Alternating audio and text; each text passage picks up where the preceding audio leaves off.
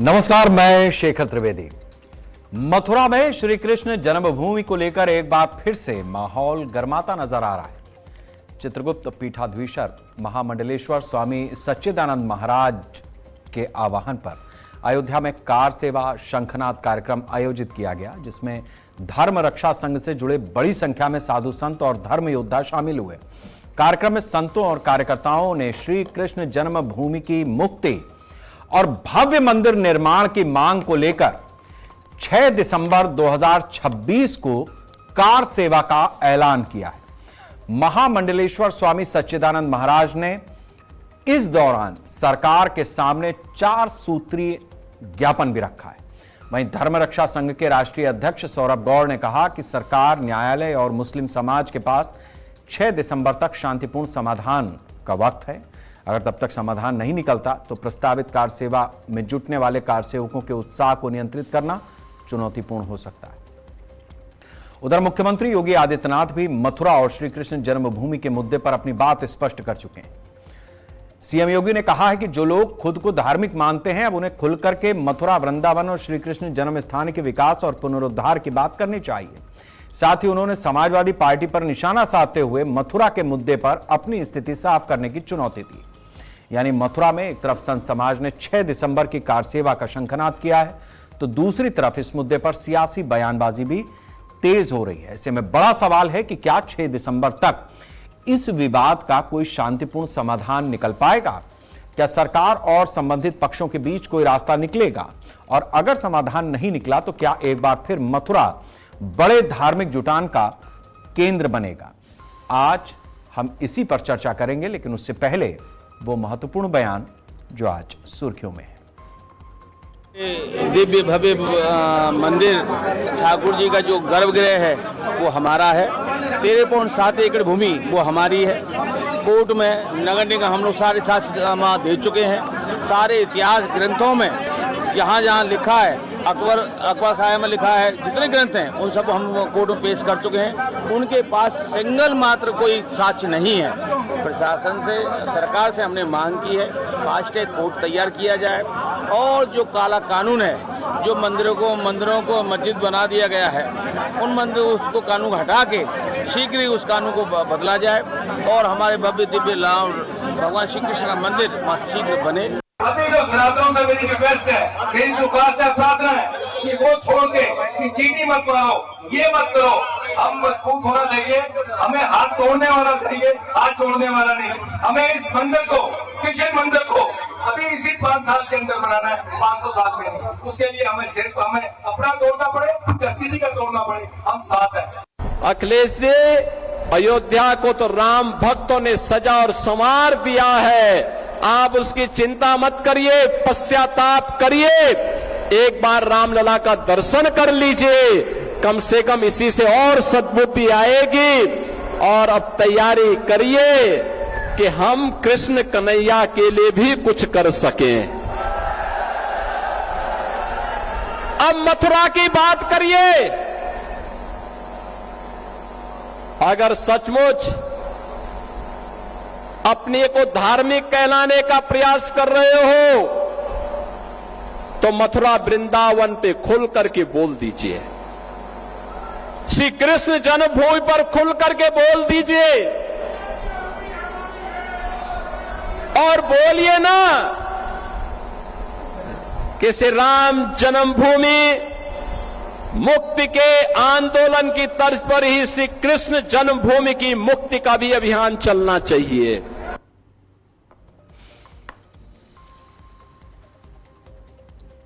जाहिर सी बात है कि जिस तरीके की हाल फिलहाल की राजनीति का समीकरण या नैरेटिव बदला है, उसके बाद इस बात की कोशिश राजनीतिक दलों की तरफ से ही हो रही है कि अकेले हिंदुआने की ठेकेदारी या भगवान या सनातनी की ठेकेदारी बीजेपी के पास नहीं है। चाहे कांग्रेस हो, चाहे भारतीय जनता पार्टी से इतर समाजवादी पार्टी हो, बसपा हो, ये सभी अपनी अपनी तरीके से सनातनी होने के लिए क्या पाएं क्या कर दें, इस तरीके की स्थिति में लगातार अपने आप को जनता के सामने पेश कर रहे हैं। अब जो आह्वान हुआ है ये संतों की तरफ से हुआ है और कार सेवा की तारीख वही रखी गई है जो किसी दौर में अयोध्या की थी। क्या मंशा है? ये सिर्फ राजनीतिक घटनाक्रम है या राजनीति में अपना अपना हिस्सा सजाने की कोशिश है, या फिर हिंदू वोट बैंक जिस तरीके से 2014 के बाद से एक हुआ, जिसमें थोड़ी बहुत सेंध 2024 के लोकसभा चुनाव में पीडीए के जरिए लगाई गई, उसको और ज्यादा गहरा किया जाए, इस बात की तरफ इशारा हो रहा है, या फिर ये संतों का अपना एक निर्णय है और जो कुछ होगा वो उस दिन दिखाई देगा। हम इस पर चर्चा करेंगे, टटोलने की कोशिश करेंगे कि हकीकत कहां खड़ी है। श्याम सलोने जी हैं हमारे साथ में, भारतीय जनता पार्टी के लीडर हैं। प्रदीप चौधरी जी हैं, समाजवादी पार्टी के नेता हैं। अभिमन्यु त्यागी जी हैं, कांग्रेस के प्रवक्ता हैं। पंडित कृष्णानंद जी हैं, महामंडलेश्वर हैं। महेंद्र प्रताप जी, अधिवक्ता। और सौरभ गौड़ जी, अध्यक्ष धर्म रक्षा संघ से। जावेद अहमद जी हैं हमारे साथ में, मुस्लिम धर्मगुरु हैं। आप सभी लोगों का बहुत बहुत स्वागत है। जावेद जी, इस चर्चा की शुरुआत मैं आपसे ही करूंगा। संत समाज ने अपनी तरफ से एक उद्घोषणा की है कि 6 दिसंबर को जो विवादित मथुरा में जगह है उस पर कार सेवा होगी। इसको आप किस नजरिए से देख रहे हैं? इसमें कितनी राजनीति है, कितनी भावना है और कितना आपको न्यायपालिका पर भरोसा है? जी, बहुत बहुत शुक्रिया। और जिस विषय पे चर्चा हो रहा है, सुप्रीम कोर्ट ने या हाई कोर्ट ने इस पे अपने प्रतिक्रिया देते हुए और इसको कंसल्टेशन के लिए भेजा है, जिसकी एक मीटिंग दोनों पक्षों के बीच में मथुरा में हुआ है। अगली तारीख भी तय की गई है, उसमें भी अभी बातचीत जारी रहेगी। देखिए, ये तमाम धार्मिक के साथ साथ राजनीतिक जरूर है, इससे हम नहीं इनकार कर सकते। और समय का सही होना, राजनीति में इसका इस्तेमाल करना, जाहिर सी बात है कि जो दल हैं उनको दिखता है कि ये एक बेहतरीन मॉडल है जो तमाम चीजों पे पर्दा डाल देता है। तो चुनाव भी करीब है और माहौल भी फेवर में है, तो इस पे जरूर आजमाइश सरकार भी करेगी, राजनीतिक दल भी करेंगे। लेकिन यहाँ पे जो गौरतलब बात है वो ये है कि क्या सुप्रीम कोर्ट या की जो दलीलें हैं, जो प्लेसेस ऑफ वर्शिप है, तमाम उन 1991 की जो दलील थी, जो बाबरी मस्जिद के बाद दोनों पक्षों में के सहमति के बाद और अदालत ने अपना फैसला सुनाया और उसके बाद एक प्लेसेस ऑफ वर्शिप एक्ट भी लागू किया और इस बात का यकीन दिलाया कि ये जो है कि जो राम जन्मभूमि की जो के बाद अभी कोई अब इसमें ऐसी नहीं रहेंगी जिनको चर्चा में लाया जाएगा, इन पे बात किया जाएगा। तो 1947 के बाद की जो भी परिस्थितियां हैं उसमें तब्दील की बात या पहले की बात तब्दील में नहीं लाई जा सकती। लेकिन ये बार बार अब जो है ज्ञानवापी के बाद मथुरा है, मथुरा के बाद तमाम इनके पास सूची हैं, जैन ब्रदर्स हैं जो इस पे काम करते हैं, 300 से ज़्यादा बताते हैं। तो देश को ये समझना होगा कि संविधान के तहत चलने वाले तमाम छोटे बड़े जो मजहब के मानने वाले, डाइवर्सिटी है, जिनको रिलीजियस राइट्स हैं, जो संविधान की दिए हुई मजहब को पालने वालों को भी राइट है, क्या ये पुनरावृत्ति होती रहेगी? अभी हाल ही में देखेंगे तमिलनाडु में हाई कोर्ट ने एक फैसला दिया जिसमें एक बौद्ध धर्म की को हैंडओवर कर दिया गया तमाम लंबी सुनवाई के बाद। वो बहुत कदीम और प्राचीन मंदिर थी। तो हमें आने वाले जनरेशन को क्या देना है, क्या ट्रांसफर करना है, ये राजनीति से तो तय नहीं हो पाएगी। जब तक सुप्रीम कोर्ट और अदालतें अपना काम नहीं करेंगी तब तक ये व्यवस्था ऐसी ढीली रहेगी जिसमें राजनीति भी चलेगी, धर्म भी चलेगा। और जो हमारे सामने नतीजे हैं राम की मंदिर बनने के बाद वहां पे किस तरह के प्रकरण सामने आए, आखिर इस पे कैसे लगाम लगेगा? तो धर्मार्थ को मतलब आप कह रहे हैं कि सुप्रीम कोर्ट है या हाई कोर्ट है, उनका मामला ढीला है, मतलब वो उस तरीके से काम नहीं करती हैं। ये आपका एक तरीके से आरोप ही हुआ न्यायपालिका पर? नहीं, आरोप नहीं, मैं इसको थोड़ा स्पष्ट करना चाहूंगा, 30 सेकेंड और लूंगा। धर्मार्थ एक ऐसा सब्जेक्ट है पूरे देश में, तमाम मजहब के मानने वालों, पंथों के मानने वालों को धर्मार्थ पे पूरा लूज मतलब आप कह सकते हैं बहुत पोरस है।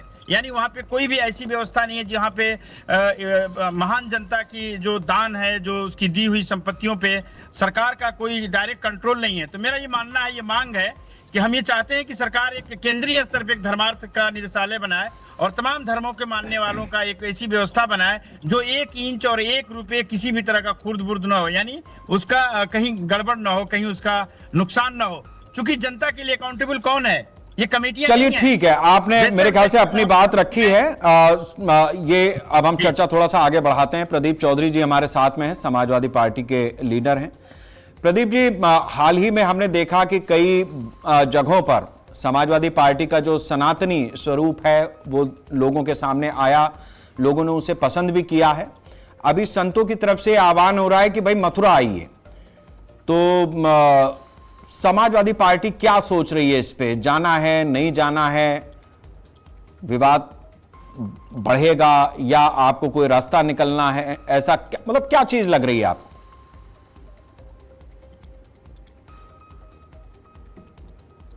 आपके माध्यम से सभी संतों को प्रणाम करता हूं और मैं संतों को आमंत्रित करता हूं आए और माननीय अखिलेश यादव जी द्वारा भव्य केदारेश्वर मंदिर का निर्माण किया गया है, उस केदारेश्वर मंदिर के दर्शन करें और भगवान भोलेनाथ का आशीर्वाद लें और हमें आशीर्वाद दें। दूसरा, भगवान श्री राम जी की प्रभु का भव्य मंदिर बनाइए हम सुप्रीम कोर्ट के आदेश से। किसी राजनीतिक दल ने तो बनवाया नहीं है, नहीं किसी राजनीतिक दल का कोई आक्षेप था, वो तो सुप्रीम कोर्ट का आदेश हुआ। सुप्रीम कोर्ट सर्वोपरि है देश में, उनके आदेश से जो विवाद था बहुत पुराना, वो 400 वर्ष पुराना विवाद था, और जो सुप्रीम कोर्ट ने निर्णय किया उसको मुस्लिम पक्ष ने माना और हिंदू पक्ष ने माने। मंदिर का भव्य निर्माण हुआ, उसमें हमारा भी सहयोग है, आपका सहयोग है, क्योंकि हम लोग भी हिंदू हैं और किसी के प्रमाण पत्र से तो कोई हिंदू बनेगा नहीं। लेकिन भगवान राम का जिस तरीके से देश में मंदिर बना, सुप्रीम कोर्ट के आदेश से बना, देश के लोगों ने तमाम 100 करोड़ से अधिक सनातनियों ने अपनी आस्था के साथ दान और चंदा दिया। लेकिन जिस प्रकार से उस मंदिर में चंदे की लूट हुई है, भगवान श्री राम के घर में डकैती पड़ी है, भगवान श्री राम के साथ वो ठीक है। अब वो प्रदीप जी, चंदा चोरी तो हमारे ठीक है प्रदीप जी, बोल दीजिए, कि भगवान श्री राम के मंदिर को पहले सुरक्षित कर ले, भगवान श्री राम के दान और चंदा को सुरक्षित कर ले, तब आगे की बात करें। पहला मंदिर हमारा लुट गया, मतलब भगवान राम के घर में श्री राम के घर में डकैती बढ़ गई और हमारे मुख्यमंत्री कह रहे थे कि हम दूध का दूध पानी का काली करेंगे। मुझे तो लगता है दूध पानी नहीं बीजे अभी ये आह्वान संतों की तरफ से है, तो उन संतों के लिए 1968 में दोनों सुनिए, 1968 में दोनों का समझौता हुआ। वो समझौता आज तक क्या नहीं। कुछ लोग राजनीति में प्रवृत्त हो करके भगवान श्री कृष्ण रक्षान की नगरी को विवाद में डालना चाहते हैं, वो राजनीति से प्रेरित लोग हैं। ठीक है प्रदीप चौधरी जी, आपने अपनी बात रखी है और मैं अपने साथियों से कहूंगा कि प्रदीप जी का एक बार फिर से जरा ऑडियो चेक करें, क्योंकि इसमें थोड़ी सी दिक्कत आ रही है हमें समझने में। हमारे साथ में महेंद्र प्रताप जी हैं, अधिवक्ता हैं।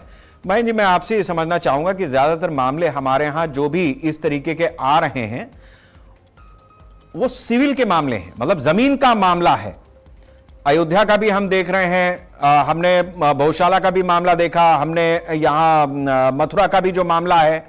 तो इसमें धार्मिक मतलब जो वर्शिप एक्ट है वो तो अपनी जगह पे एग्जिस्ट करता है, वो तो अपनी जगह पे हो गया। लेकिन बड़ा सवाल इस बात का है कि ये जो जमीनों में जिस तरीके से खुर्द-बुर्द हुई है, और ये बात अभी जावेद अहमद जी ने भी अपनी तरफ से रखी है, हालांकि उनका मंतव्य दूसरा रहा होगा, जाहिर सी बात है कि वो कुछ और कहना इस विषय पे चाहते थे। लेकिन ये भी एक एंगल है कि अगर जमीनों के ही मसले हैं तो ये तय हो जाए कि 1947 के बाद, क्योंकि वक्फ की जिस तरीके की संपत्तियां हैं, जिस तरीके के कानून आ रहे हैं, जिस तरीके की संवेदनशीलता उस पूरे मामले पे है, यह भी किसी से छिपा नहीं है। और चंदा चढ़ावा चोरी, ये सब मतलब चोरी तो हमारे यहां सिस्टम में है। वो अभी देखिए एक एक्सप्रेसवे बना है लखनऊ कानपुर के बीच में, वो पंखे सुखाया जा रहा है, माल बटोर ले गए, तो ये तो सिस्टम का हिस्सा है।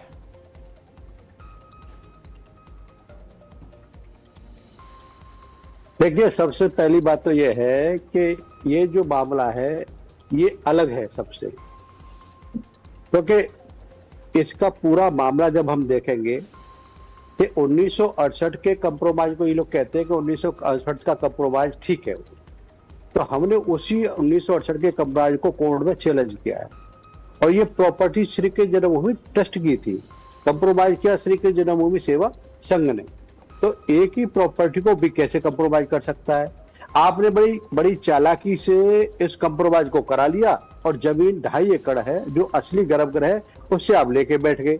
तो ये इस तरह से चलने वाला नहीं है। इसी को लेकर के हम लोग कोर्ट में गए थे और पहला केस हमने रजिस्टर्ड कराया 23 दिसंबर 2020 को, और हमने यही कहा कि ये प्रॉपर्टी हिंदू पक्षकारों की प्रॉपर्टी है, श्री कृष्ण जन्मभूमि ट्रस्ट की प्रॉपर्टी है, ये हमको वापिस दी जाए। तो इसी को लेके चल रहा है। तो ये टाइटल का मामला भी देखेंगे और टाइटल भी हमारे फेवर में। ये खसरा नंबर 825 में प्रॉपर्टी है, खसरा नंबर 825 खेवट नंबर 255 में प्रॉपर्टी है। इनका कहीं कोई रिकॉर्ड नहीं। निगम से लेकर के रेवेन्यू रिकॉर्ड से लेकर के जितने भी इतिहासकारों की पुस्तक है, कहीं आपका कोई उल्लेख ही नहीं मिलता है। तो आप जबरदस्ती इनक्रोच करके उस प्रॉपर्टी को बैठे हैं। आप जब इनक्रोच करके बैठेंगे किसी की प्रॉपर्टी को, ये नेचुरल सी बात है, आदि कोर्ट में भी जाएगा, बाहर भी जाएगा। तो इसी को लेकर के ये सब हो रहा है।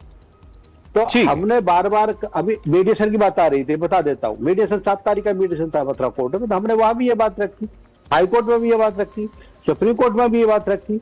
तो भाई अब वो समय आया है कि भगवान कृष्ण यहाँ प्रकट हुए तो वो भूमि हमको मिलनी चाहिए, क्योंकि उसमें करोड़ों करोड़ों लोगों की आस्था जुड़ी है, भक्ति जुड़ी है, श्रद्धा जुड़ी है। तो आप कैसे किसी को बाईपास कर सकते हैं? कब तक बाईपास करते रहेंगे? इस देश में एक सनातनी अपनी जमीन के लिए भागता रहेगा, यहां से वहां से वहां, तो कैसे संभव है? तो हम लोग इसी को लेकर कोर्ट में गए हैं। कोर्ट में विधिवत रूप से इसकी सुनवाई हो रही है और सुनवाई होकर के शीघ्र ही इसका हम चाहते हैं कि इसमें आदेश आए और डे टू डे हियरिंग होकर के इसका समाधान हो जाए। तो ये हमारा उद्देश्य है। हाँ जी, ठीक है। आपने बहन जी अपनी बात रखी, हम थोड़ा सा और आगे चर्चा को ले चलते हैं। हमारे साथ में पंडित कृष्णानंद जी हैं। कृष्णानंद जी, मैं आपसे ये समझना चाहूंगा कि जिस तरीके की स्थिति है, मतलब जैसे अभी एक उदाहरण आया कि अयोध्या में मंदिर बना, अयोध्या में चंदा चोरी, मतलब एक समय पर जिसकी ताकत थी उसने जमीन पर कब्जा किया। अब वो दौर तो निकल गया। अभी 1947 के बाद से बाकी चीजें चल रही हैं। देश में कानून है, कानूनों में भी संशोधन होते आए हैं।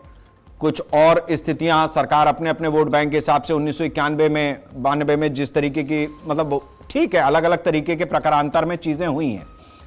लेकिन यह बात भी है कि जैसे यहां चंदा चढ़ावा चोरी की बात आ रही है, उसी तरीके से कोई रहा होगा, कुछ लोग रहे होंगे जिन्होंने वो एग्रीमेंट कर लिया और केशव कटरादेव की जो जमीन थी वो निकल गई।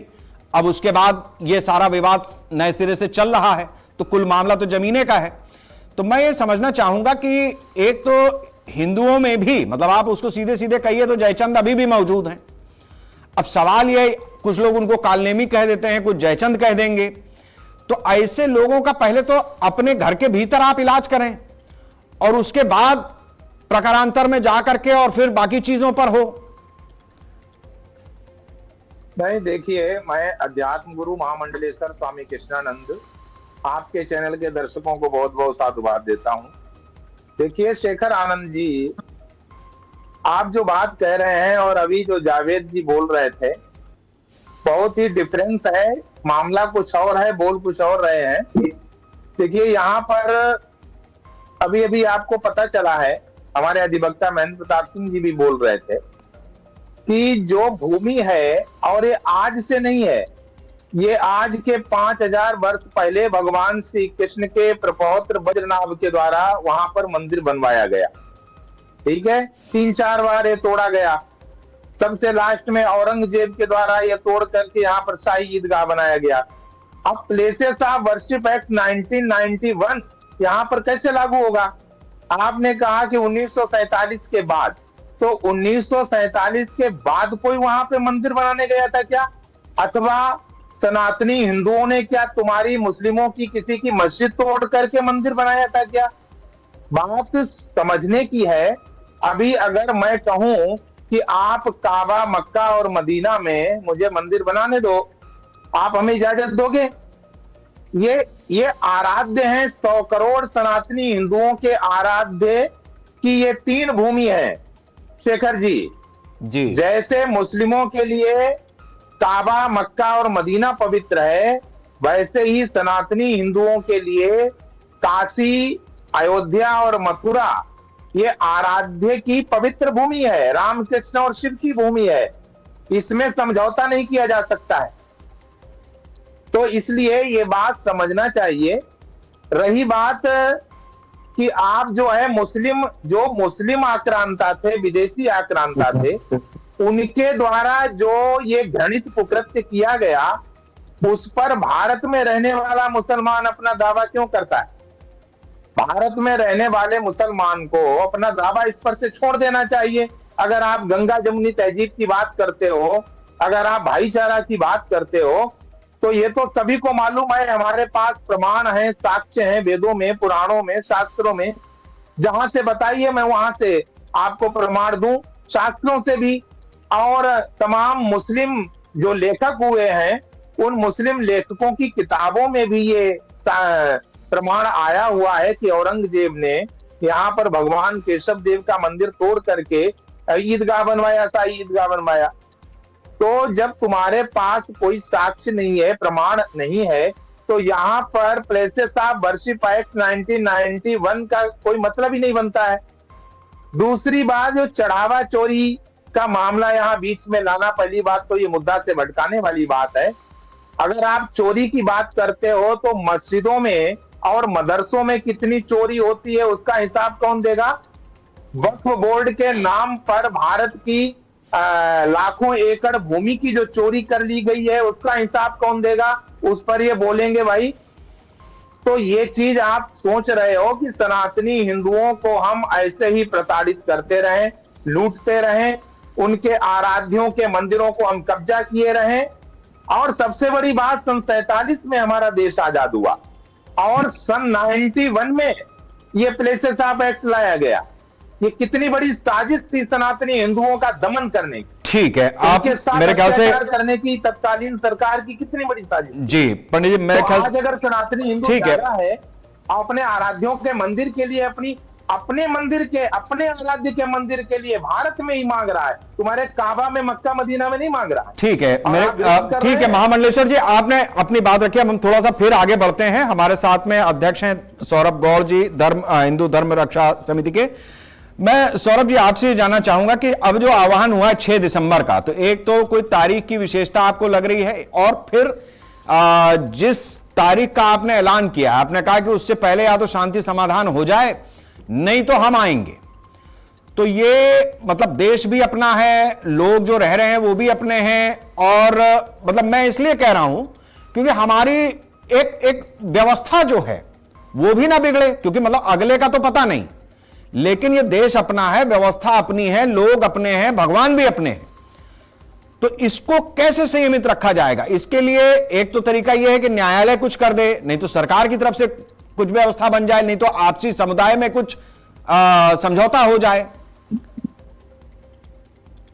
देखिए, ऐसा है कि हमने अभी 9 अगस्त को चित्रगुप्त पीठ पर जो एक बड़ी संतों की बैठक हुई, जिसमें कार सेवा का ऐलान हुआ 6 दिसंबर को करने के लिए, उस दिन ये शंखनाद हुआ था। अभी 4 महीने का लगभग समय सरकार के पास भी है, न्यायालय के पास भी है, और मुस्लिम समाज के पास भी है। हम चाहते थे कि कोई ना कोई शांतिपूर्ण तरीके का रास्ता मुस्लिम समाज निकाल ले, या तो फिर कोर्ट डे बाई डे इसकी सुनवाई करे, और कोर्ट को डे बाई डे सुनवाई करने के लिए सरकार कोर्ट के ऊपर थोड़ा प्रेशर बनाए, ये तभी संभव है।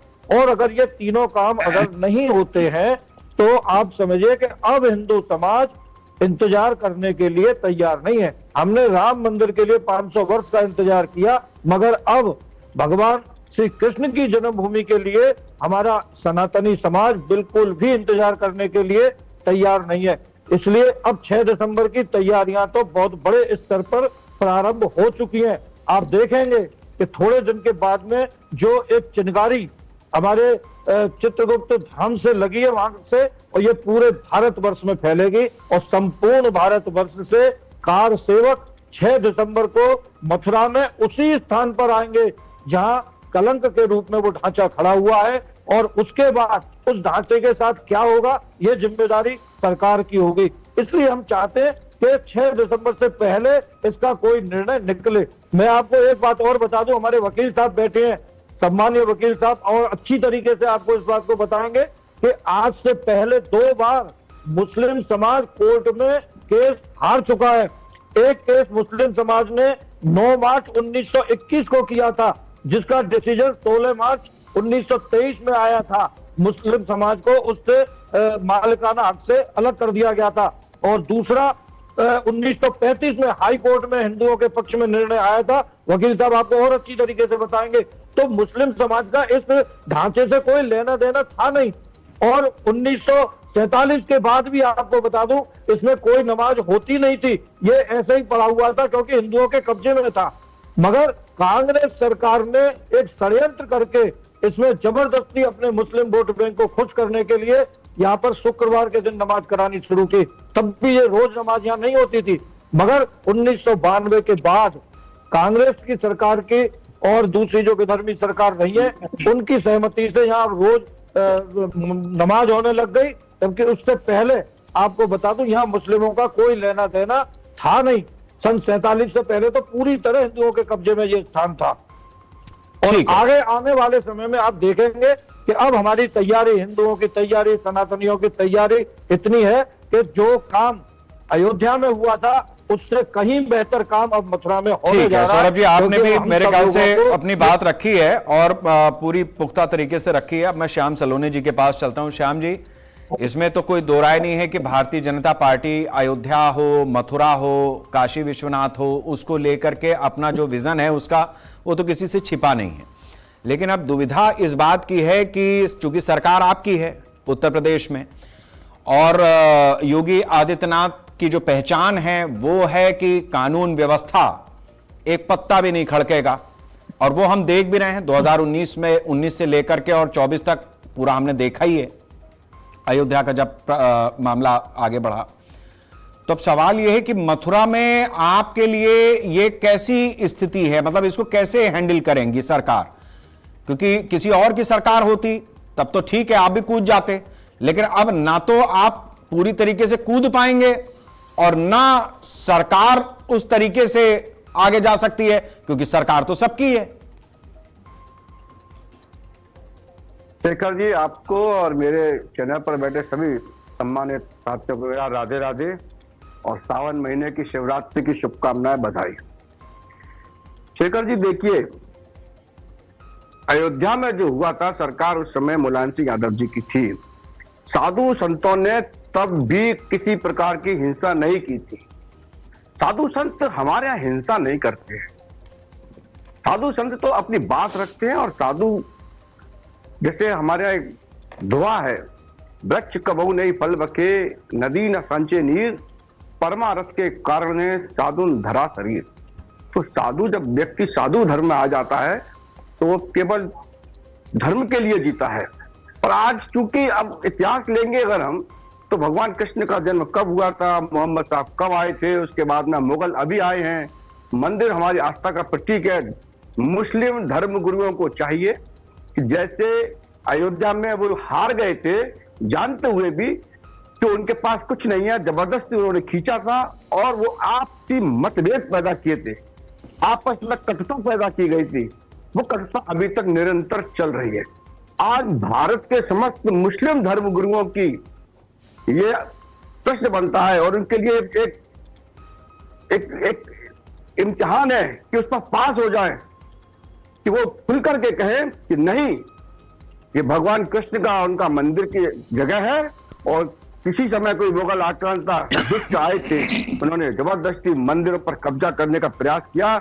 हम स्वेच्छा से इस विवाद को खत्म करते हैं और यहाँ अपने सनातन भाइयों, साधु संतों को यहाँ पूजा पाठ करने की जगह देते हैं और यहाँ से मस्जिद को हटाते हैं।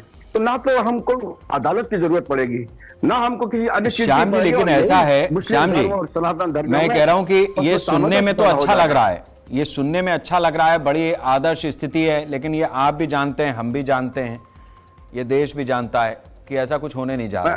तो सवाल मेरा वापस वही घूम करके आता है कि एक स्थिति ऐसी बन रही है, एक सिचुएशन है, और उस सिचुएशन से चूंकि सरकार आपकी है तो पार भी आपको ही पाना है। तो जो आप कह रहे हैं वैसा हो जाए तब तो कोई बात ही नहीं होगी, तब तो हम चर्चा ही नहीं कर पाएंगे, खत्म, मामला खत्म। लेकिन ऐसा मुश्किल है। नहीं, मैं उसी पर आ रहा हूं। हमारे साधु संत बहुत अच्छे तरीके से 6 दिसंबर डिसाइड कर चुके, क्योंकि साधुओं का ये निर्णय है, सरकार का नहीं है, सनातन धर्मियों का निर्णय है। हम उनके निर्णय को टाल नहीं सकते हैं, हम उनसे अनुनय विनय भी नहीं करेंगे, लेकिन हम इतना अवश्य करेंगे कि जब वो पूजा पाठ के लिए जा रहे हैं, हमें इतना विश्वास है कि संत कभी हिंसा नहीं करता, वो अहिंसा का पुजारी होता है, वो किसी को भी चोट नहीं पहुंचा सकता है। लेकिन यदि किसी ने भी उनके मार्ग में आने का प्रयास किया, उनको अवरुद्ध करने का प्रयास किया, कहीं पर भी किसी ने किसी प्रकार के ईंट पत्थर या किसी अन्य तरीके का हथियार का उपयोग किया, तो वो फिर ये ध्यान रख ले कि इस धरती पर उसके लिए स्थान ये सरकार नहीं रहने दे। मैं धरती की बात कर रहा हूं, मैं किसी जेल की बात नहीं कर रहा हूं कि हम जेल भेजेंगे, तो धरती पर नहीं रहेगा, ये पक्की बात। हम हिंसा को बर्दाश्त नहीं करेंगे और ये गारंटी हम ले रहे हैं कि संत कभी हिंसा नहीं करते हैं। हमारे यहाँ संतों ने कभी हिंसा नहीं की। ठीक है, आपने पॉइंट रखा है, उसका हम आगे ले चलते हैं इस चर्चा को। जावेद जी के पास चलते हैं एक बार फिर से।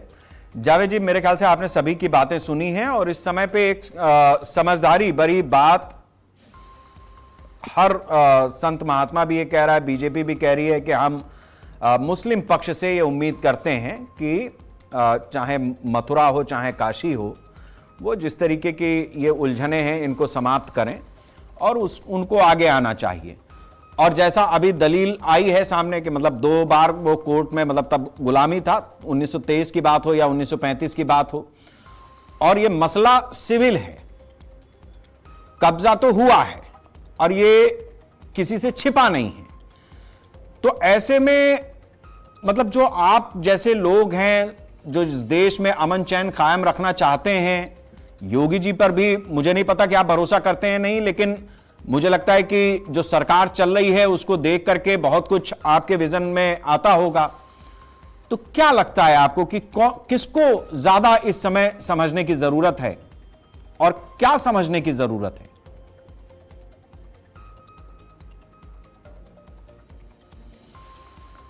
अनम्यूट कर दीजिए अपना माइक। शेखर जी, तमाम पैनलिस्ट जो हैं सम्मानजनक हमारे धर्मगुरु, बातें अपनी बहुत ही तार्किक और सही रखी। जो इतिहास के पन्नों को है उनको हम इनकार नहीं कर सकते। अगर हम आप देखेंगे जो हमारी गौरवशाली इतिहास है इस मुल्क का, जो धार्मिक हमारे महत्व है हमारे खासतौर से उत्तर प्रदेश में मथुरा, काशी और अयोध्या की जो एक पृष्ठभूमि है उसको हम इनकार नहीं कर सकते। लेकिन इतिहास एक ऐसी चीज है जो 5000 वर्ष कृष्ण के जन्म स्थली की बात करती है। वहीं पे इतिहास मुगलों का था जहां पे तमाम विरोधाभास बात है। तो मैं इसमें एक लाइन ऐड करना चाहता हूं कि 1560 में और 1607 तक अगर आप देखेंगे तो जो वहां के वीर सिंह राजा थे, तो वहां जो मंदिर जी की बनाई गई, बड़ी भव्य बनाई गई मंदिर, तो वो पीरियड जो था अकबर का था। और अकबर के बाद दूसरा जो काल आया औरंगजेब का, तो इन लोगों ने जागीर भी दी इन मंदिरों के बनाने में, इनको दिखाने के लिए। इसी तरह इलाहाबाद में, प्रयागराज में भी जमीन दी गई। इसी तरह हमें आप इतिहास ही बताता है कि उज्जैन में भी महाकाल के मंदिर को इन राजाओं मुगलों ने दिया। इन्होंने धर्म नहीं देखा, इन्होंने देखा कि हमारे देश में जो मजहब जो है सर्वोपरि है और सबका आदर सम्मान किया। मैं उनका पक्ष नहीं रख रहा हूँ, लेकिन आज के परिवेश में देखेंगे जो 10 साल से, शेखर जी, मैं एक रिफॉर्मर हूँ, मैं इसको एक लाइन से इसे देखता हूँ कि देखते देखते राम मंदिर का भव्य निर्माण हुआ और देश के इतिहास में एक अजीब एक तारीख लिखी गई और उससे बड़ी उत्सुकता हुई, तो एक धार्मिक कॉरिडोर बना। इसी तरह काशी में भी धार्मिक कॉरिडोर बना। तमाम मंदिर मस्जिदें जो बीच में आई उनको डिमोलिश किया गया, पार्शली डिमोलिश किया गया और रास्ते को साफ किया गया। इसी तरह का ज्ञानवापी में भी सिक्योरिटी रीजन से वहां जगह वक्फ की दी गई और देखते देखते एक फैसला आया, वहां पे पूजा भी होने लगी। इसी तरह अगर आप देखेंगे तो मथुरा वृंदावन भी धार्मिक कॉरिडोर में बहुत सारे पैसे और बहुत सारे रिसोर्स सरकार ने खर्च किया। मैं कहना ये चाह रहा हूँ कि ये जितनी आप इसकी संरचना 2018 से पहले कर रहे थे, अब स्थितियां बदल गई हैं। सरकार को किसी तरह की किसी की मदद की जरूरत नहीं है। आप कार सेवा करें या ना करें, अगर सरकार दृढ़ संकल्प है, वो अगर काम करना चाहती है। तो मैं एक और जानकारी ऐड करना चाहता हूँ कि मथुरा में सैकड़ों बीघे वक्फ की जमीन है जो धार्मिक कॉरिडोर के नाम पर अधिग्रहण कर लिया, किसी को कोई एतराज नहीं है। जब सरकार ने मन बनाया है तो कार सेवा क्यों? सरकार को चाहिए कि फैसला करे और अगर कोई जनता विरोध कर रही है तो उसको समझाए। लेकिन जब ये वार्ता होगा, डायलॉग होगा, लेकिन ये रुकेगा कब, कहां तक रुकेगा? तो मेरा ये मानना है कि संतों को, सामाजिक और राजनीतिक लोगों को इस बात को तय करना चाहिए कि मजहब तो सबके आस्था की बात है, वो समृद्धि और शक्ति देता है, संयम देता है, क्या उस पर पुनर्विचार होगा? अगर काशी, मथुरा और राम जन्मभूमि का मसला हल हो जाएगा तो क्या ये आगे बात बढ़ेगी या नहीं बढ़ेगी?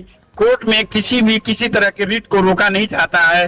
जैन बंधुओं का आप देखेंगे कि तमाम उत्तर प्रदेश के बाहर, मध्य प्रदेश, तमाम अलग राज्यों में 300 पे उनका चैलेंज है, 3 चीजों पे उनका अधिकार है, तो 300 से ज्यादा है। तो मेरा ये मानना है कि कहीं न कहीं कोर्ट को इस पे निर्णय लेना है। आपने एक महत्वपूर्ण बात कही है, ठीक है जावेद अहमद जी, आपने एक महत्वपूर्ण बात कही है, उसको लेकर के मैं पहले महेंद्र जी के पास जाता हूं ताकि इसकी लीगल एंटिटी जो है वो क्लियर हो जाए। महेंद्र जी, एक बात जावेद जी ने ये कही कि आप 1947 नहीं, जब मतलब अकबर, औरंगजेब इनका दौर था, तो उस समय पर अगर आप देखें तो एक तो विदेशी आक्रांता थे, इन्होंने हमारे यहां आकर के अपना कब्जा किया, और उसके बाद जो भी हमारे यहां हिंदू थे या जो राजा महाराजा थे जो इनके उसमें झंडे तले चले गए, फिर जागीरें बांटी, ये सारी चीजें हुई। अब सवाल इस बात का है कि 1947 में जब ये देश 3 टुकड़ों में बट गया, तो अब ये ठीक है कि उस समय की जो हमारी लीडरशिप थी उसने तय किया कि भाई हिंदू मुसलमान जिसको ये जो अपना देश मान रहा है इसको वो रहता रहे। लेकिन आज की स्थिति यह है कि अगर हमको 500 साल पुराना वो बताया जाएगा कि वो जो थे उन्होंने जागीरें दी थी, ये किया था, अरे कब्जा तो हमारे देश पे किया था, तुम्हारा यहां क्या था? तो ऐसी स्थिति में ये कितना अदालत को बात समझ में आएगी या इस देश को समझ में आएगी? क्योंकि ये मतलब ऐसी चीज है जो बढ़ती ही जाएगी। वो कहेंगे कि साहब वो उसका सबूत कहां है, 1000 साल पहले चाणक्य और चंद्रगुप्त के समय से कहां है? तो ये कहां तक चीजें इस तरीके की आएंगी? देखिए, पहली बात तो यह है कि कभी कोई जागीर इसको नहीं दी गई। ये 4 बार मंदिर तोड़ा गया और अंतिम बार 1670 में औरंगजेब के द्वारा तोड़ा गया, और इससे पहले ओडिशा के राजा बीर सिंह बुंदेला के द्वारा 1618 में इसको बनवाया गया था। तो जो पैसा लगाया गया था वो बीर सिंह बुंदेला के द्वारा लगाया गया था, जो हिंदू सम्राट थे। तो कभी ना अकबर के द्वारा कोई पैसा दिया गया, ना शाहजहां के द्वारा कोई पैसा दिया गया। और ये जो महोदय बोल रहे हैं ये भी जानते हैं कि ये मंदिर है, मंदिर को तोड़ा गया आक्रांताओं के द्वारा, जो लुटेरे आए बाहर से। उनका इस देश की संस्कृति से कोई लेना देना नहीं, यहाँ के लोगों से कोई लेना देना नहीं। वो उनका सिर्फ एक काम था कि लूटो और इस्लाम का प्रचार प्रसार करो। तो ये जो भाई बैठे हैं हमारे, इन्हें तो समझना चाहिए जो भूल उन लोगों ने की, आज वो समय है कि इन्हें भूल सुधार करनी चाहिए, और भूल सुधार करके जो प्रॉपर्टी है हम लोगों की वो हमको मिलनी चाहिए। ना आप places of birth act apply करता है 1991, ये लोग प्लेसेस ऑफ बर्थ एक्ट को ले भी कोर्ट में गए थे और वह कहने लगे कि साहब यहाँ अप्लाई करता है। कोर्ट ने बिल्कुल सिरे से नकार दिया और कहा कि यहाँ प्लेसेस ऑफ बर्थ 1991 यहाँ अप्लाई नहीं करता है, क्योंकि जिस प्रॉपर्टी का नेचर क्या था 1947 से पहले, इस प्रॉपर्टी का नेचर था मंदिर का, मस्जिद का नहीं था कोई। तो और यहाँ मूर्तियां निकली 1862, 63 और 64 में। जो डायरेक्टर रहे इसके आर्कोलॉजी सर्वे ऑफ इंडिया के अलेक्जेंडर कनिंघम, उन्होंने जब खुदाई कराई थी तो हिंदू विग्रह निकले थे। तो ये सभी आधारों को मानते हुए कोर्ट ने कहा कि ये हिंदुओं का मंदिर था। चाहे आप जैसे महाराज जी अभी बता रहे थे, सौरभ जी अभी बता रहे थे, गर्ग संहिता ले लीजिए, श्रीमद् भागवतम ले लीजिए, ब्रह्म वैवर्त पुराण ले लीजिए, माँ से आलम है साकी मुस्तक खान की, तारीख यामिनी है, औरंगजेबनामा है, एफ.एस. ग्रावल की मेमोर मथुरा है। आप पढ़िए तो इन किताबों को है, उसमें सीधा वर्णन है कि ये यहाँ हिंदुओं का मंदिर हुआ करता था, हिंदू यहाँ पूजा करते थे, एक और लुटेरों ने आके तोड़ा। तो ये भूल सुधार का समय है, इनका कोई कहीं मतलब नहीं बनता है। बार बार कोर्ट कह रही है आ जाइए कंप्रोमाइज कर लीजिए, आ जाइए कंप्रोमाइज कर लीजिए, कहीं आप आते नहीं है। पहले 2 डेटें लगी थी, एक 4 जून को लगी, 7 जुलाई को लगी, उसमें नहीं आए। कोर्ट ने साफ लिखा कि हिंदू पक्षकार उपस्थित है, मुस्लिम पक्षकार कोई आया नहीं, लिहाजा पत्रावली को नष्ट किया जाता है। ठीक है। दूसरी, फिर सुप्रीम कोर्ट ने रिमांडर भेजा है, 1 मिनट सुन लीजिए, सुप्रीम कोर्ट ने फिर रिमांडर भेजा है। सुप्रीम कोर्ट ने फिर कहा कि भाई फिर एक बार देख लीजिए ट्राई करके। तो हम लोग अभी बैठे थे 7 तारीख को, तो 7 तारीख को आपने कोई जवाब नहीं दिया। ठीक है महेंद्र जी, मेरे ख्याल से ठीक है, आपने फैक्ट्स बहुत सारे रखे हैं। हम इस चर्चा को थोड़ा सा और आगे ले चलते हैं ताकि कांग्रेस की भी स्थिति हमें क्लियर हो। आदर्श पटेल जी हमारे साथ में जुड़े हुए हैं। आदर्श जी, कांग्रेस का क्या स्टेक है इस पूरे मामले पर? जिस तरीके से संतों का आह्वान हुआ है कि भाई 6 दिसंबर को कार सेवा मथुरा में। देखिए, कांग्रेस का स्टेक हमेशा संविधान के साथ रहा है। पहली बात तो ये है कि धर्म के नाम पर इस तरीके की डिबेट होने का कोई मतलब नहीं है। अगर संतों का आह्वान हुआ है तो संतों ने मान लिया है कि हमें अपने हिसाब से काम करना है, इसमें कहीं संविधान का कोई लेना देना नहीं है। भाजपा की सरकार उत्तर प्रदेश में है, लॉ एंड ऑर्डर मेंटेन करना उनका काम है।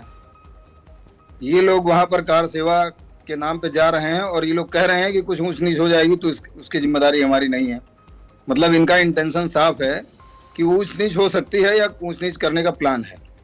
धर्म को धर्म के रास्ते पर ले जाकर के मंदिर बनाना बहुत अच्छी बात है, और अगर धर्म को अधर्म के रास्ते से ले जाकर के मंदिर निर्माण हो रहा है तो मुझे लगता है ठीक है, ये धर्म अधर्म की चूंकि आपने बात कही है, मैं एक चीज आपसे ये जानना चाहूंगा कि अयोध्या में प्रभु श्री राम, मथुरा में प्रभु श्री कृष्ण और वाराणसी में काशी विश्वनाथ, ये कांग्रेस के लिहाज से एग्जिस्टेंस है या नहीं है इनका?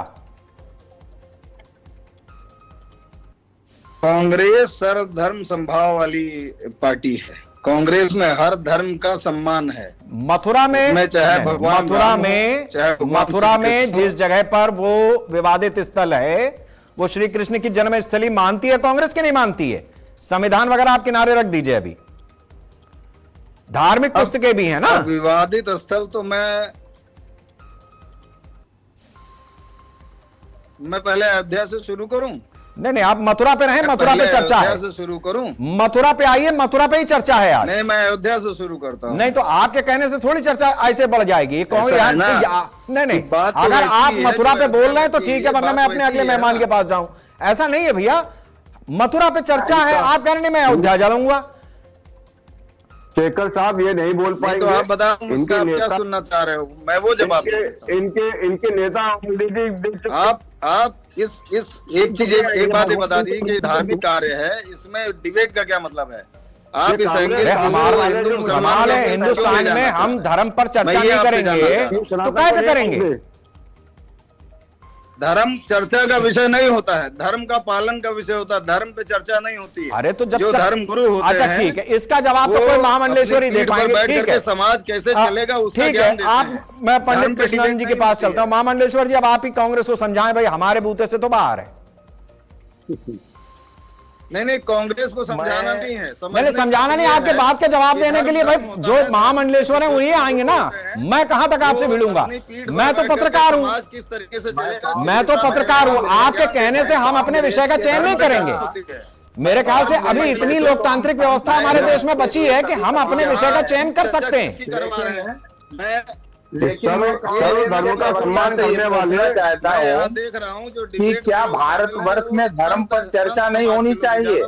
दूसरी बात, जब तुम राम मंदिर जो अयोध्या का है उसी को काल्पनिक बता चुके हो, राम का ही एग्जिस्टेंस आपने नहीं माना, तो मथुरा में भगवान श्री कृष्ण का अभी हमारे शेखर जी ने पूछा, कितना अच्छा प्रश्न किया कि आप काशी में शिव का और अयोध्या में राम का और मथुरा में कृष्ण का अस्तित्व मानते हो कि नहीं?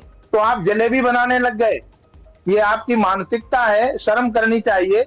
ये सनातन हिंदुओं के आराध्य भगवान श्री कृष्ण का स्थान है, उनकी जन्मभूमि है, और आपको ये पता नहीं है, इसके मतलब आप हिंदू है नहीं। हम इसका पंडित जी, हम इसका जवाब जो है महामंडलेश्वर जी, हम एक बार जरा प्रदीप जी के पास चलते हैं। बात नहीं होनी चाहिए, प्रदीप जी के पास चलते हैं। वो ठीक है, भाजपा आपकी विरोधी पार्टी हो सकती है, योगी और मोदी आपके विरोधी हो सकते हैं, आप उनका विरोध करिए अन्य मुद्दों पर, लेकिन जहां पर मथुरा के मंदिर की बात आएगी, काशी के मंदिर की बात आएगी, वहां पर संत चुप नहीं बैठने वाले हैं। नहीं, इस चर्चा में ठीक है महामंडलेश्वर जी, मैं प्रदीप जी से भी ये सवाल ले लेता हूँ। प्रदीप जी, तो इस तरह ये प्रदीप जी, मेरा सवाल आपसे एक मिनट, महामंडलेश्वर जी, पंडित कृष्णानंद जी, एक सेकंड। प्रदीप जी, मैं ये जानना चाहूंगा कि मथुरा में वो कृष्ण जन्मस्थली है या नहीं है? सपा का क्या इस पे मानना है? क्या बात है, गजब है भाई, गजब है आप लोग। स्थली नहीं है, भगवान श्री जी का मंदिर विराजमान है। इसको कौन नकार सकता है कि कृष्ण जी का मंदिर नहीं है? और भगवान श्री कृष्ण के अस्तित्व को नकार कौन सकता है? ये हमारी सृष्टि के पालन। ये आपके गठबंधन में है कांग्रेस। बात ये है कि धर्म को आप, आवाज आ रही है मेरी? हाँ, आपकी आवाज आ रही है। कांग्रेस आपके गठबंधन दल ही है कह रहे हैं। मेरी बात शेखर जी, मेरी बात पूरी हो जाने दीजिए। धर्म दो तरीके से है, एक आपकी आस्था का विषय है, एक आपका राजनीतिक विषय है। हमारा धर्म हमारी आस्था का विषय है। केदारनाथ में भगवान शिव के मंदिर में एक साइड में मां पार्वती की प्रतिमा लगी है और एक साइड खाली है। अखिलेश यादव जी ने उसी रेखा पर इटावा में केदारेश्वर मंदिर बनवाया है, क्योंकि एक साइड में मां पार्वती का फोटो, दूसरा भगवान राम का विग्रह लगाया है। ये हमारी आस्था है, हमारी धर्म का। ठीक है, एक मंदिर आपने बनवाया, बहुत अच्छी बात है। अभी वकील साहब कह रहे थे, महामंडलेश्वर जी कह रहे हैं, या तो मामला बाहर सुलझ जाए या मामला न्यायालय में विचाराधीन है। हम संविधान पर, कानून पर भरोसा रखते हैं। आप ये कह रहे हैं कि फैसला देगा। नहीं, मेरा जो अयोध्या मथुरा काशी पे प्रदीप जी से सवाल, नहीं सुनिए तो, मेरा जो पटेल साहब से सवाल था, आदर्श पटेल साहब से, आप कृष्ण की जन्मस्थली तो मान रहे हैं ना? भी है, भगवान कृष्ण भी है और जन्मभूमि आज वो विराजमान। चलिए ठीक है, जावेद जी कांग्रेस के आने के बाद थोड़ा मुस्कुराए, तो मैं एक बार उनके पास होकर के आता हूं। जावेद जी, मैं आपसे ये जानना चाहूंगा, ठीक है, हो गया। जावेद जी, मैं आपसे ये जानना चाहूंगा कि कांग्रेस अभी भी खुल करके अपनी बात इस तरीके से रख रही है, वो मतलब ठीक है, संविधान वो ठीक, अरे हो गया प्रदीप जी, आपकी बात आ गई है। थोड़ा सा मैं जावेद जी के पास होकर के आता हूं। कांग्रेस की आने के बाद वो थोड़ा मुस्कुराए, इस चर्चा में उन्होंने अपना एक रुख देखा है। मैं आपसे जानना चाहूंगा जावेद जी कि जिस तरीके का कांग्रेस का रुख है, तो मतलब इससे आपको लग रहा है कि जो मजबूती है या जो लड़ाई है मुस्लिम समाज की, उसको लड़ने के लिए राजनीतिक दल अपनी तरह से भी तैयार हैं? मतलब ठीक है, बीजेपी की सरकार है, संतों का आह्वान है, लेकिन पॉलिटिकल सपोर्ट अंदर खाने आपको भी मिल रहा है। अब उभर के आ रहा है इस चर्चा में। शेखर जी, देखिए, जो तमाम लोग जो हैं, जो देश से प्रेम करते हैं, संविधान से प्रेम करते हैं और संविधान को मानते हैं, उसमें प्लूरलिज्म जो है वो प्रिवेल कर रहा है। आज के स्थिति में जो हमारे देश में सिचुएशन है, लॉ एंड ऑर्डर और कोर्ट के आदेशों का जो हम देख रहे हैं, खासतौर से उत्तर प्रदेश में तमाम रोज मस्जिदें टूटती हैं, इबादतगाह टूटती हैं। और हमने कार सेवा का भी रिजल्ट देखा है 1991 में, जब हमारे साथ एक बहुत बड़ा इतिहास सामने है। तो सरकारों को ये तय करना है कि संविधान के दी हुई अधिकारों और उनकी शक्तियों का जो शपथ लिया जाता है, क्या हम उसको लागू कर पाएंगे? अगर लागू नहीं कर पाएंगे, मेरा एक सवाल है कि जब सरकार केंद्र में आपकी है, स्टेट में आपकी है, तो आप कार सेवा क्यों कर रहे हैं? अगर ये राजनीति नहीं है तो क्या है? कांग्रेस अगर राजनीति कर रही है तो बीजेपी भी कर रही है, तो सबको इस मुल्क में इसका जवाब हम श्याम जी से ले लेते हैं। ठीक है श्याम जी, अब अपनी बात आप रखें, जो बात जावेद जी ने उठाई है।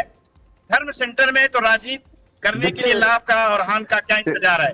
आवाम और देश इससे परेशान है, जहाँ पे हमारी और जरूरतें हैं वो पूरी नहीं हो रही हैं। लेकिन हमारे पास हर 3 महीने, 8 महीने, 9 महीने में हमारे पास अवसर है, हो गया। तो सरकारें उसे कर। जावेद जी सुन लिया आपका। देखिए, पहले तो मैं कांग्रेस का जवाब दे दूं कि कांग्रेस पहले ही कह चुकी है कि उसकी कहीं भी सनातन में आस्था नहीं है। जो सनातनी भगवान राम को भगवान कहते हैं, पूछते हैं, ये कांग्रेस नहीं कह रही है, ये आप कह रहे हैं। कांग्रेस सनातन में आस्था है, लेकिन कांग्रेस आपके सनातन में आस्था नहीं रखती है। जो सनातन आप करते हो ना, चंदा चोरी, मंदिर में चढ़ावा चोरी, जानकारी, झूठ बोलना, नफरत फैलाना, किस तरीके के सनातन में कांग्रेस की आस्था नहीं है। कांग्रेस सच्चे सनातनी है। समस्या क्या है कांग्रेस की? कांग्रेस ने नहीं लिया। समस्या ये है कि आपको मंदिर के नाम पे राजनीति करनी है। 2027 का चुनाव सरकार पे है, आपके पास कोई मुद्दा नहीं है, और इसलिए आपको एक नया मुद्दा चाहिए और कोई है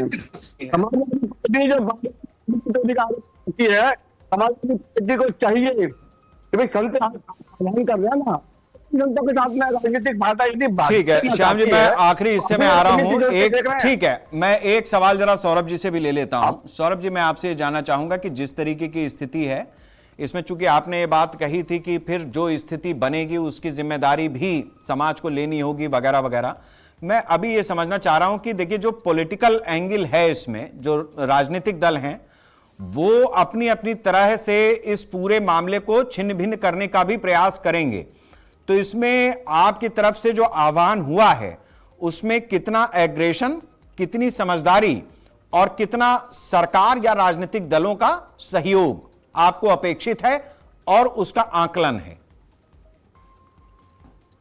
देखिए ऐसा है, ये तो आप सभी लोग जानते हैं कि चाहे वो कांग्रेस हो या सपा हो, बसपा हो या जो भी ऐसे विपक्षी दल हैं, अधिकतर वो सब सनातन विरोधी हैं। वो कोई नहीं चाहता कि हमारे सनातन का कोई भी अच्छा कार्य हो, मगर जो लोग सनातन को मानते हैं, जो राजनीतिक दल मानते हैं, अगर वो हमें समर्थन देते हैं तो उनका स्वागत है, और अगर समर्थन नहीं भी देते हैं, जैसा कि अभी पिछले दिनों हुआ कि हमको वहाँ कार सेवा वाले स्थल पे जाने से पहले सरकार जरा सनातन के अच्छे कार्य पे भी चर्चा हो जानी चाहिए ना कि सनातन का अच्छा कार्य क्या है, आपके सनातन का अच्छा कार्य क्या है। राम मंदिर में चोरी और चोरी को छिपाना, ये सनातन।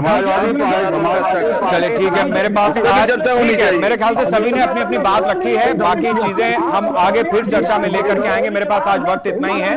श्याम जी बहुत बहुत शुक्रिया, प्रदीप जी, कृष्णन जी, महेंद्र जी, सौरभ जी, जावेद जी, बहुत बहुत शुक्रिया आप सभी लोगों का। आदर्श जी आपका भी बहुत बहुत शुक्रिया। जिस तरीके से धार्मिक आवाहन हुआ है, संतों की तरफ से यह आवाहन हुआ है, जिस तरीके के दस्तावेज हैं, जिस तरीके की बातें हो रही हैं, इसमें जाहिर सी बात है कि वर्तमान पीढ़ी को इस बात को बहुत गहराई से समझना होगा कि जो पुरखे फैसला लेकर के और इस दुनिया से चले गए और हमें छोड़ गए आगे के इन दौरों को झेलने के लिए, अब वो तो लौट के आएंगे नहीं। जो आ रहे हैं, आगे आने वाले हैं, उनके लिए अगर एक व्यवस्था इस तरीके की बन जाए कि कुछ मामले जड़ से खत्म हो जाएं हमेशा हमेशा के लिए, तो वो शायद इस 1947 के बाद के भारत के लिए ज्यादा बेहतर होगा। वरना इसमें कोई दो राय नहीं है। हमने देखा है कि जिस तरीके की स्थितियां हिंदुस्तान में बनती आई हैं, वो आमतौर पर अपनों के जरिए ज्यादा ठगी गई हैं। जो बाहर से हमले हुए उससे तो हम एक समय के बाद उबर ही गए। नमस्कार।